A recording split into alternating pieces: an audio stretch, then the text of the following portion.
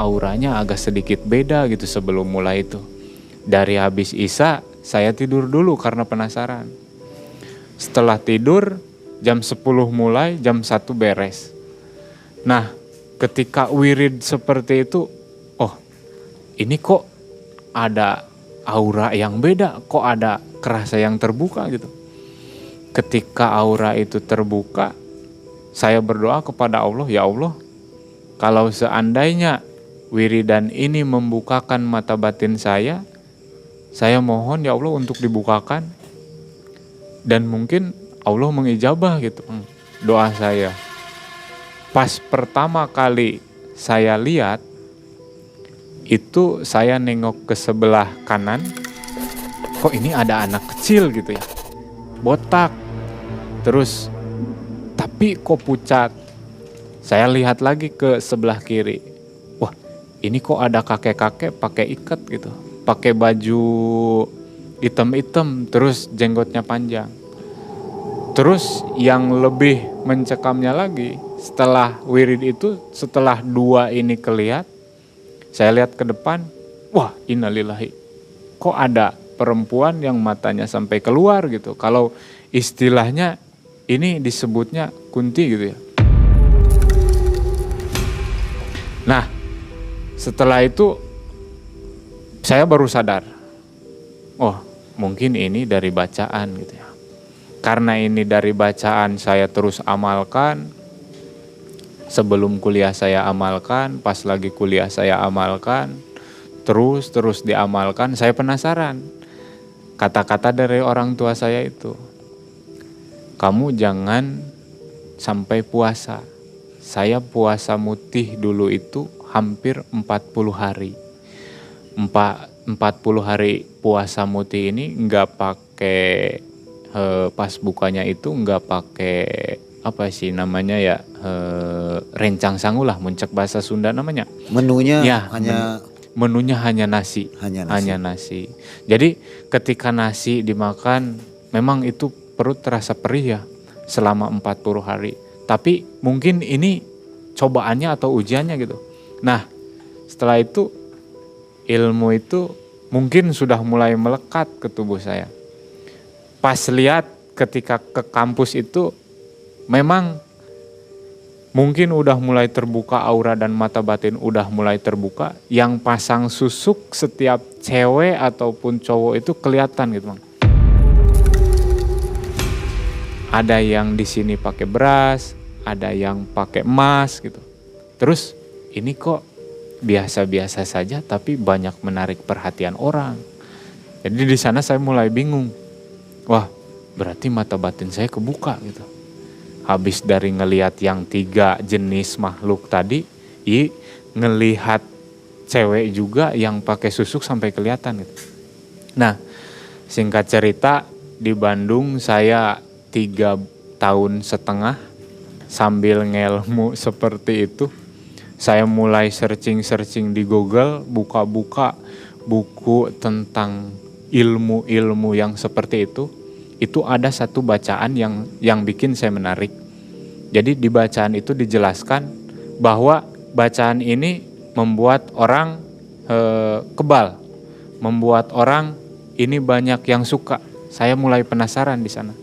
Dan salahnya memang saya ngewirid dari buku gitu, ilmu tanpa guru. Itu saya nggak tahu dikiranya memang dari bacaan tersebut otomatis masuk mungkin ya. Dibaca, diwirid, memang wirid rutinanya itu dari maghrib sampai isya itu hampir setiap hari. Ini saya mau nanya sedikit nih sebelum dilanjutkan. Kenapa beda kalau kita belajar tanpa guru ilmu dunia, ya baca buku perkalian atau apa, itu bisa berhasil ya. Kenapa kalau gaib nggak berhasil? Padahal bacaannya sama seperti yang diberikan oleh guru ya, guru pembimbingnya. Kenapa? Nah, memang kalau dari gurunya itu kan udah ada yang tanggung jawabnya gitu, Mang. Jadi kalau diijazahkan itu udah ada yang siap tanggung jawabnya gitu.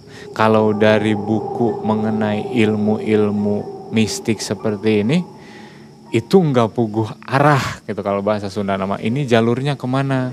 Nanti kalau kedepannya ini konslet istilahnya mah. Ini siapa yang akan nanti membimbing gitu? Nggak ada. Jadi otomatis kan si jin itu mudah masuk gitu Mang. Apalagi memang kalau saya dulu pencariannya tentang hodam, itu banyak tersesatnya di sana gitu. Nah, singkat cerita dari saya baca-baca buku, saya pelajari, saya puasain. Nah, setelah itu oh ini kok aura mulai terbuka gitu.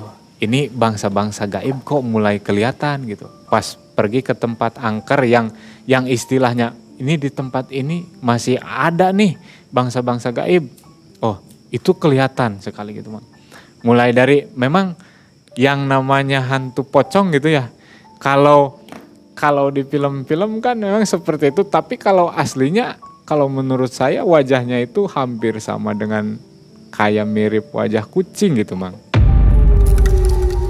Si rupa mukanya itu kayak rupa wajah kucing gitu, Jadi kan kalau sebagian orang mah memang menafsirkan si pocong itu wajahnya itu berlumuran darah hitam gitu ya. Terus banyak nanahnya. Tapi kalau pas saya buka mata batin itu pas kelihatan kok hampir mirip kucing gitu. Jadi pengen ketawa gitu Pak. Ya lihat makhluk-makhluk ini. Tapi memang karena udah terbiasa mungkin ya.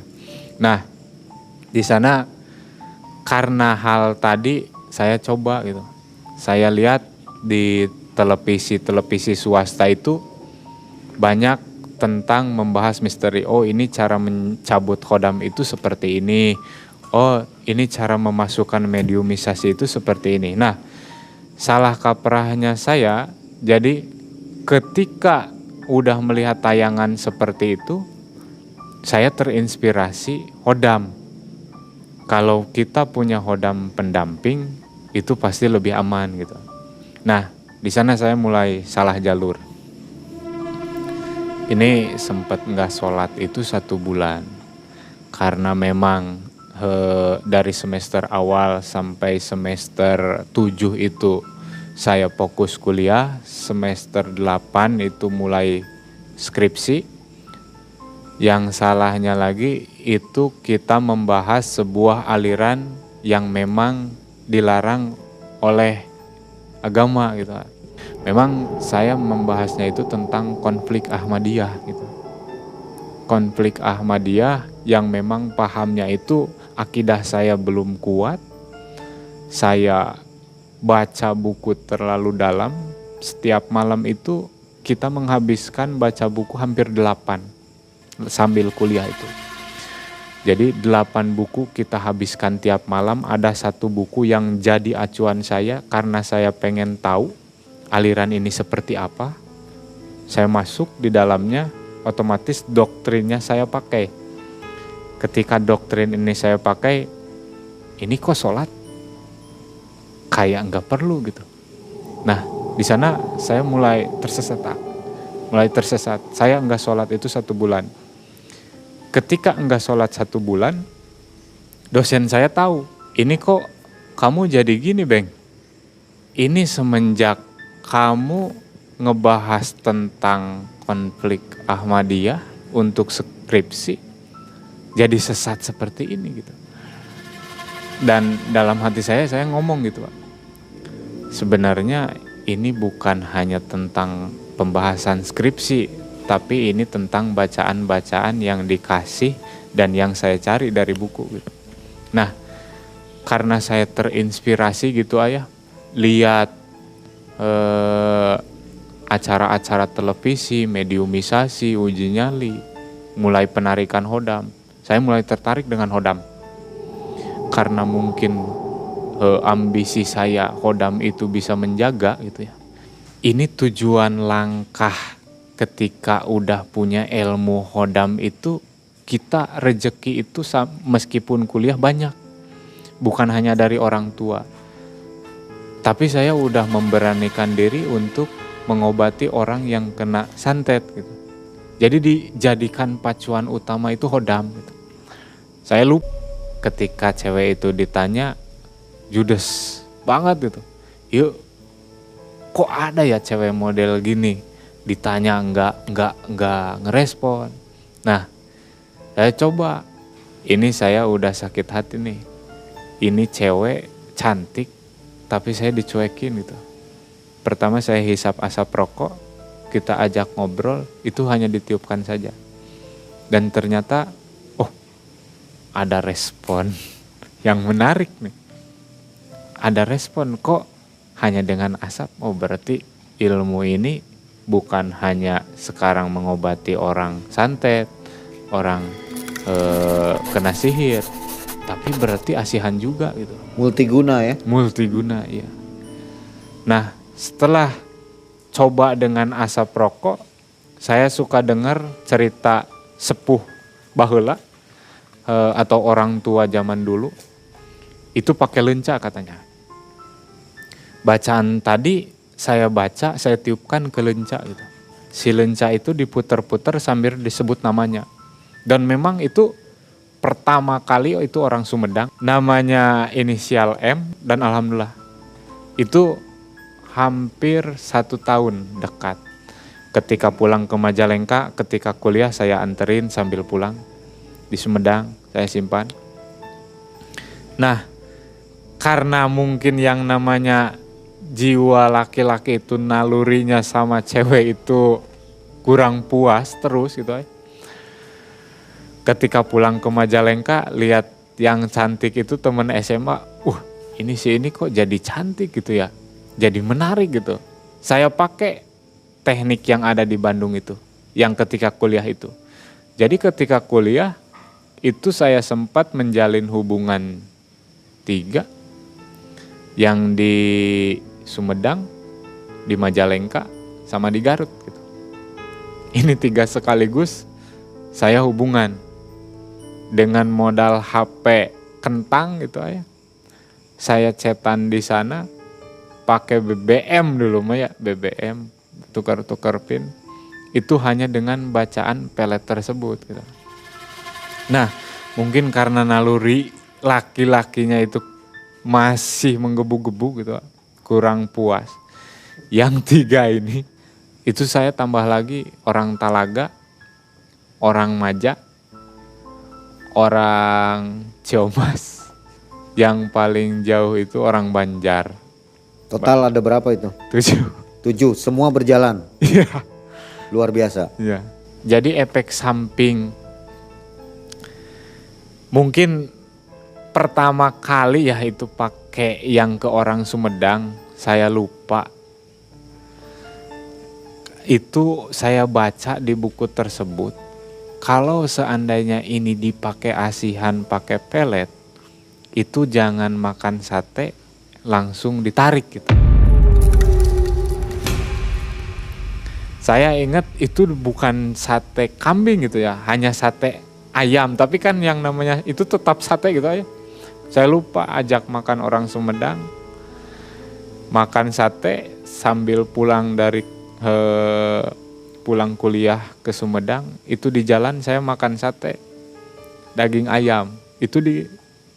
Itu otomatis enggak sekaligus, tapi jarak 1 minggu minta putus. Saya bingung, ini kok cewek tepuguh-puguh umbak-ambek wae gitu, ngambek terus, ini masalahnya apa? Dan saya ingat ketika pulang, kita makan sate di jalan, itu pantrangan di buku dari bacaan yang lain lagi gitu. Bukan, jadi sekalinya kita pakai pelet itu bacaan yang paling pertama dikasih sama orang tua, tambahan bacaan-bacaan yang lain gitu. Nah, selain menarik peletnya itu dari asap rokok dan lenca tersebut, saya itu yang sering digunakan itu pakai gula pasir. Diibaratkannya gini, jadi gula pasir itu kan manis. Yang namanya gula pasir manis, kalau ditabur itu pasti banyak semut yang makan gitu ya. Jadi otomatis ini penarikannya lebih kuat gitu. Jadi saya buat mindset sendiri, ini eksperimen ya. Eksperimen dengan bacaan yang dicampur-campur pakai gula, otomatis pasti lebih kuat gitu. Dan memang ternyata hasilnya luar biasa. Itu yang 7 tadi sekaligus eksperimen dari gula itu saya coba ke orang Maja gitu. Itu kan kalau anak muda di kedai, di barista gitu ya, ngopinya itu. Kalau ketika pacaran mah kita orang gak punya juga pengen kelihatannya gimana gitu gitu. Itu saya ajak ke kedai ajak ngopi. Saya masukkan gula pasir yang sudah dibacaan beberapa wirid sama mantra tersebut. Itu dimasukkan ke gelas. Memang luar biasa gitu. Jadi reaksinya itu mah bukan harian lagi, tapi jam. Itu mungkin karena saya wiridnya husu, terus bacaannya itu di istilahnya pasih, itu saya belajar dari buku. Sampai menarik. Itu jarak 5 jam kemudian yang orang Maja itu memang luar biasa sekali. Jadi ngelihat kita itu seperti wah gitu. Yang tadinya malu-malu teh jadi wah gimana gitu. Nempel sekali gitu. Nah, itu hanya 1 kali yang dipakai gula. Seringnya itu pakai lenca sama pakai asap rokok. Hampir rata-rata. Jadi yang pada akhirnya ada 1 cewek yang ngebongkar, ini ada chat gitu ya. Di BBM itu dulu pakai BBM. Terus setelah kesini pakai Android mulai. Jadi HP saya dibajak, pakai Messenger, kadang pakai WA. Nah, di sini mulai terbongkar semua kebohongan saya gitu, dari 1 cewek ke cewek yang lain. Nah, seperti itu. Setelah itu saya mulai sadar, oh, mungkin ini ilmu yang saya dapatkan ini hanya beberapa tahun. Saya dapat menjalin hubungan dengan cewek yang pakai pelet itu nggak barokah gitu. Sampai-sampai memang ketika menarik ceweknya itu mudah, hanya hitungan jam dan hari gitu. Tapi setelahnya itu yang bikin saya sakit hati gitu. Oh benar. Jadi sama sekali saya mempermainkan hubungan dengan cewek ini, dengan cewek ini, dengan cewek ini disekaliguskan. Ini kalau saya rasakan sendiri, kalau saya yang jadi cewek itu udah benar-benar cinta sama saya gitu ya. Terus saya permainkan hatinya, mungkin sakit. Nah, di sana saya mulai sadar, ini cewek kita tinggalkan dulu, tapi pengobatan masalah santet itu masih berjalan, Mang. Meskipun saya banyak cewek gitu ya. Nah, selepas dari itu, ketika kuliah saya mengobati itu bukan hanya daerah Bandung, tapi Cianjur, itu jadi pengalaman berharga saya. Jadi, ketika saya ngelmu, memang ada beberapa orang yang saya tarik gitu. Yang saya bimbing, namanya Didi. Didi ini teman saya, partner sama Aris, 3 orang. Setelah lulus kuliah pergi ke Majalengka, saya mengobati orang di Subang, di Garut, 2 ini. Dan ini ilmu tentang mistisme Garut ini sangat luar biasa gitu ayah. Sampai-sampai ketika pulang itu langsung tumbang gitu. Itu imbasnya itu cepat gitu ilmu. Jadi ketika kita ngobati orang kena santet, kalau di sana kita nggak apa-apa, tapi pas pulang ke Majalengka itu langsung lemas. Semua badan itu lemas.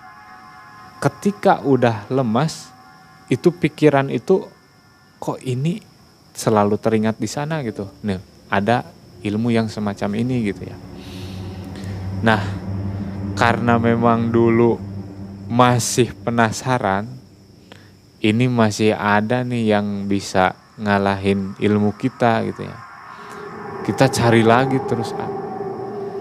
Ini yang menarik itu bukan hanya kajian dari kitab, dari buku, dari Google, dari YouTube, tapi kita pergi ke makam keramat.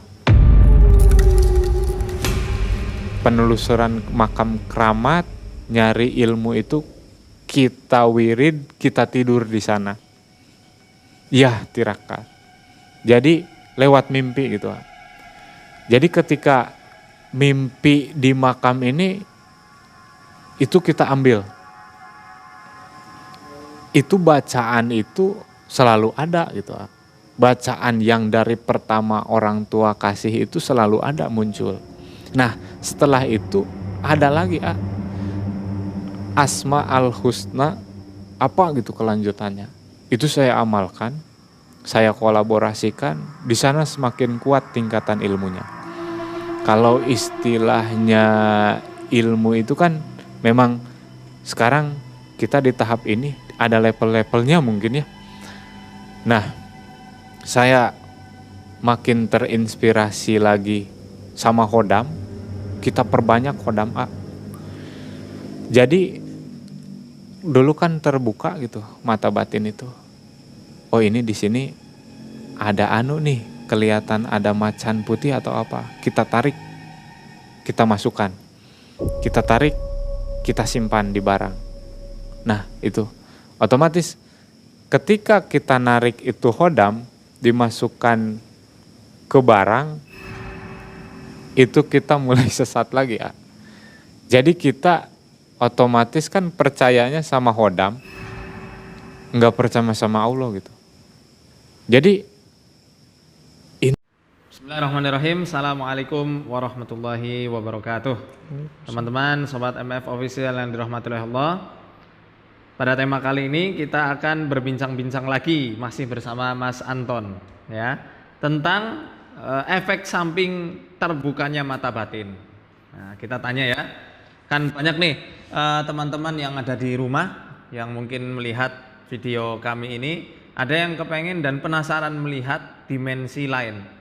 Aku penasaran pengen lihat jin itu wujudnya kayak bagaimana. Emang betul wujudnya ada yang tinggi, ada yang pendek sekali, ada yang cantik, jelita ya. Nah, kita tanya sama Mas Anton nih, di samping kelebihan yang mungkin tidak semua orang miliki ya, ternyata ada penyakit yang menyertainya. Kira-kira apa itu Mas? Banyak tadi. Pengalamannya selama ini Banyak. waktu bisa melihat jin. Sebenarnya orang bisa melihat jin itu, yang saya rasakan ya, sebenarnya tersiksa. Satu, jelas timbul was-was. Was-was karena jangan-jangan nanti ketemu apa, jangan-jangan nanti ketemu apa. Yang kedua, kita susah tidur. Susah tidur ya? Susah tidur. Tidur kita itu apa namanya, nggak sempurna lah bahasanya. Jadi pada saat kita tidur pun kadang masih ada, kalau ada yang sampai bisa mendengar, itu masih bisa dengar ya seperti kita berkerumun beginilah. Ada orang ngobrol lah, ada suara-suara macam-macam. Makanya kadang teman-teman yang belajar kepingin bisa melihat hal-hal gaib, kalau mereka memang benar-benar nggak kuat mental, ya bisa Gila ya? seperti itu. Kalau orang Jawa bilang kabutan ilmu ya? Betul. Itu memang nyata. Kan kadang ada, ya kayak dulu waktu kita masih kecil kan pasti penasaran, kayak apa sih jin, kayak apa sih setan, gimana caranya kita pengen lihat, terus kita nanya-nanya lah, kita belajar rampalan segala macam. Tiba-tiba kita berhasil bisa, belum tentu mental kita siap. Makanya banyak teman-teman yang gila. Karena sebenarnya mata batin yang terbuka di mana-mana pasti ngeliat ya, dan nggak bakal tenang. Ya. Dan itu kalau memang kita belajar secara membabi buta, begitu kita udah mata batin kita udah terbuka, kita kan bisa ngontrol, pengen lihat apa, nggak pengen lihat, atau segala macam-macam. Harus ada pelajaran lagi, maksudnya ada bukan ritual apa namanya, pembiasaan lagi. Oh, aku pengen lihat, terbuka. Oh, untuk mengendalikan ada caranya? Nanti ada lagi. Ada yang bisa dipelajari, ada yang nanti dari diri kita sendiri, intuisi kita sendiri. Maksudnya aku pengen lihat, tinggal kita konsentrasi, udah terbuka, kita bisa lihat. Pengen tertutup, udah tertutup. Tapi masalahnya kadang kita lupa. Iya. pingin lihat nih, misalnya pingin lihat, ya udah lihat, terus kita sibuk dengan kegiatan, kita nggak tutup lagi.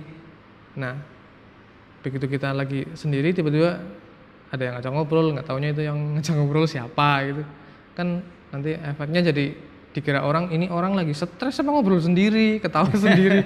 Padahal kadang ada orang-orang yang memang dia bisa melihat hal-hal itu tanpa bisa mengontrol. Kalau lihat kayak gitu, yang Mas rasain ada ndak? Misal jadi berat pundaknya atau lemas? Energi pasti terkuras. Karena kita melihat dimensi yang tidak seharusnya, kan butuh tenaga. Jadi melihat itu butuh tenaga juga ya? Butuh tenaga. Yang biasanya kalau saya alami sih pasti berat di pundak. Karena kita seperti memaksakan sebagian indera kita untuk fokus ke situ. Pundak, dan itu capek. Apalagi kalau jin atau misal kodam yang tinggi-tinggi, yang kuat, itu lebih narik energi banget. Untuk melihat pun ya, narik energi. Narik energi sekali. Saya berkesimpulan begini Mas, entah benar entah salah, wallahu a'lam bishawab ya. Bahwasanya entah itu dukun, entah itu anak indigo atau siapapun itu, kecuali nabi dan rasul atau para walinya Allah Subhanahu wa taala, hakikatnya tidak ada yang bisa melihat jin secara gamblang ya, secara jelas ya. Kebanyakannya samar dan menurut persepsinya sendiri-sendiri. Betul. Tidak segampang kita belajar, oh aku pengen lihat jin, dikasihlah rampalan ini, belum tentu itu berhasil. Sekuat apapun kita berusaha, kalau memang belum dikasih jalan ya mungkin bisa jadi. Dan itu tidak segampang kita belajar baca buku dihafalin terus kita rapal terbuka, itu tidak segampang itu. Enggak segampang itu ya. Kadang ada pun orang-orang yang punya kemampuan untuk membukakan indera, misal dibukakan, itu nggak serta-merta langsung terbuka gamblang, itu enggak. Sama, yang pertama dilihat biasanya umumnya orang yang dibuka itu pasti cuma lihat semacam asap lah. Asap? Semua bayangan. Nggak mungkin langsung bisa wujud yang padat, enggak. Itu nanti ada tahapan-tahapan jauh lagi. Dan itu pun sudah bikin pusing, coba aja nanti kalau ada yang dibukakan, dipaksakan. Sebenarnya sama kayak penampakannya Susanoo ya. Sama QB awal-awalnya itu apa?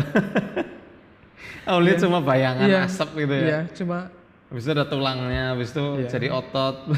Cuma cuma biasanya kalau yang penampakan itu, kalau penampakan yang biasanya dulu awal-awal saya lihat sih memang cuma kayak semacam asap. Asap itu lama-lama tambah pekat, wujud. Jadi awal orang terbuka mata batinnya itu pasti ngelihatnya asap, kayak kabut-kabut itu. Iya, semacam kabut atau bayangan, tergantung kuat persepsinya dia lah. Tapi pasti pertama dilihat itu, kebanyakan dilihat itu, nggak langsung wujud yang menyerupai kuntilanak, pocong sebagaimana lainnya, enggak. Kalau boleh tahu ritual yang Mas pernah lakuin apa untuk membuka mata batin? Mata batin saya terbuka itu qadarullah bukan lewat ritual, itu karena jin asap, keturunan. Jin asap ya, oke. Karena keturunan. Laki-laki jin asap. Dari mbah saya dulu pernah terucap, nanti kalau kamu sudah, bahasanya kalau sudah balik, kamu bisa melihat yang orang lain tidak bisa lihat. Dan ini menarik ini ya. Kayaknya nanti akan kita bahas ini masalah jin asap lebih dalam ya Mas ya. Insyaallah lain episode. Kebanyakan sih biasanya orang-orang indigo kebanyakan jin asap. Ya, itu kebanyakannya begitu ya. Kalau yang belajar dari nol, ya ada tapi enggak. Kalau Mas pertama kali lihat umur berapa? Saya kalau nggak salah itu SMA, STM kelas 1. STM ya? STM kelas 1 kalau nggak salah. Jadi jin itu akan ngerasuk ketika manusia balik ya? Iya, tapi sebelum itu juga memang sudah sering peka terhadap hal-hal seperti itu. Tapi belum bisa melihat wujud. Tapi sudah peka dari pendengaran, feeling, oh di sini tempatnya begini. Sudah mulai ada bakat ke situ. Masya Allah. Nah nih teman-teman, hati-hati ya, melihat hal-hal gaib itu bukan untuk main-main saja ya Mas ya. Betul. Resikonya besar. Resikonya besar. Resikonya besar dan pasti Anda nggak bakal tenang hidupnya. Mau ke toilet, tiba-tiba ada Ya, tangan dari dari jamban itu. Ini nggak jadi kebelet. sakit perut dah. pokoknya orang-orang yang tidak bisa mengontrol kemampuan itu hidupnya repot. Mau apapun kita tidak bisa senyaman seluasa orang-orang yang pada umumnya. Kita mau main ke rumah teman, belum masuk sudah dikasih lihat, wah nanti kan pikirannya jadi timbul, wah bapaknya ini punya gaman, punya ini, Jadi suuzon ya. jadinya suuzon. Orang-orang yang punya kemampuan yang tidak bisa ngontrol pasti lama-lama pikirannya jelek. Dia susah tidur, terus jadi hidupnya tuh nggak nyaman. Nah ini kita sekarang lagi bahas masalah efek samping mata batin yang terbuka ini. Ya. Mau bisa ngontrol atau tidak bisa ngontrol sama saja tersiksa. Betul. Boleh lanjut Mas. Apalagi mungkin yang pengalaman yang bikin Mas menderita saat itu. Nggak nyaman lah, bikin mengganggu sekali apa? Waktu sebenarnya sih setelah mulai intens bisa melihat itu, kita jadi terbawa asik dengan dunianya mereka. Jadi susah bersosialisasi dengan sekitar, lingkungan terutama. Ya seperti orang gila lah. Malam kadang saya sering keluar rumah, naik sepeda, muter kemana, tengah malam jalan-jalan. Ya cuma sekedar pingin, di rumah gak nyaman, pingin keluar aja lah. Ya nanti di jalan kadang ngobrol sendiri, ketemu apa. Oh bisa ngobrol juga? Bisa ngobrol. Ada yang bisa diajak ngobrol, ada yang sama sekali enggak. Ya kadang kita suka iseng aja, kadang ada penampakan apa terus, ngapa ngono?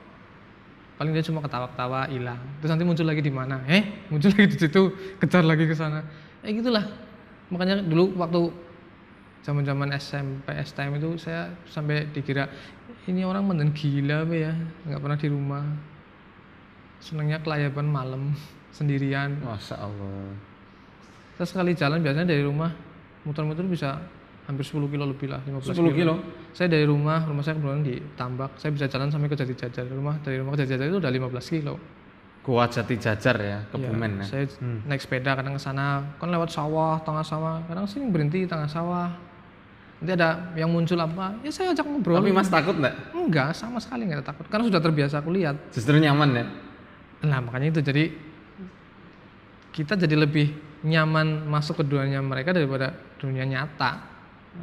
Lebih nyaman sama jin daripada manusia? Iya, karena mereka kan kadang kalau memang maksudnya kita mentalnya lebih kuat, mereka pasti takut. Biarpun mereka wujud, tapi mereka takut, nggak mungkin nyerang, nggak mungkin ganggu. Jadi kadang kita iseng diledekin apa segala macam. Ya hiburannya seperti itulah. Loh, Mas ngeledekin jin? Iya. Masya Allah, ini menarik. Gimana ngeledekinnya Mas? Mas kadang dulu suka usil kalau ada penampakan apa gitu, misalnya kita lagi naik sepeda lagi santai gitu, tiba-tiba ada pocong nongol dari jauh. Kalau pocong itu biasanya jarang yang berani dekat, cuma nampak hilang.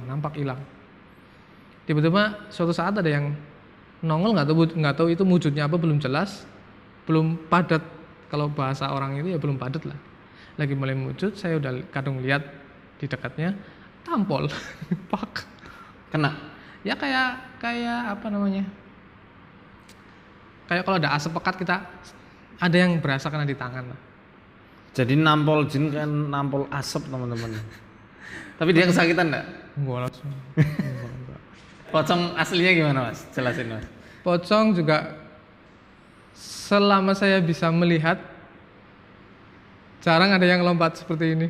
Tapi ada memang yang lompat? Ada. Ada. Seringnya gimana? Jarang. Justru yang sering dilihat malah dia gerakannya nggak lompat, tapi kayak bergoyang. Oh gitu ya. Iya, ada yang seperti. Kebanyakan saya lihat seperti itu. Kalau yang digambarkan lompat-lompat, ya ada, cuma jarang sekali saya lihat. Nah, Mas ini kan hobi terabas nih. Wah. Kalau di hutan lagi naik motor itu trail-trailan, pernah ada pengalaman yang paling menakutkan enggak? Menakutkan sih enggak, jengkel ya. Ya jengkel apalah. Dulu pernah main terabas di Patir Kaja Ketimur, masuk ke perhutani. Di situ ada, kata orang situ ada pohon cangkring satu. Kalau kita masuk ke situ pada asar lah, pada asar biasanya sering ada gangguan. Saya pernah lewat situ pada asar. Ya memang benar. Begitu melewati pohon cangkring itu naik, motor langsung trouble. Motor langsung trouble. Motor langsung berbet, nggak mau jalan. Ya jalan tapi susah. Mundur lagi karena itu nanjak sih. Kan otomatis motor nggak kuat. Mundur lagi sampai bawah digebet-gebet jalan normal. Lewat lagi ke situ, kayak gitu lagi.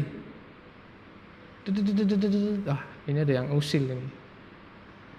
Refleks kan karena saya biasa itu tinggal motor standarin, saya lihat ini yang usil di mana. Kencingin. Mas yang kencingin? Saya kencingin. Wujudnya apa waktu Mas lihat? Enggak, belum wujud. Tapi saya tahu dia di situ. Kencingin. Terus habis itu normal kembali lagi. Oh, Mas ngencingin si jin itu ya, tempat yang dicurigai? Iya mungkin itu tempatnya. Saya singgahnya itu tempatnya. Saya kencingin aja. Emosi karena sudah sore, jadi saya kencingin aja. Begitu balik lagi motor normal, semua normal. Oh memang rese ini jinnya. Ternyata memang bukan cuma saya yang punya pengalaman. Saya pernah dengar teman juga ada juga yang punya pengalaman di situ. Dia muter-muter kayak orang keselong. Iya. Jadi kayak orang bingung gitu ya? Iya kayak orang bingung naik motor, dia mau pulang sebenarnya udah sore mau pulang. Dia muter-muter di situ, di daerah-daerah situ.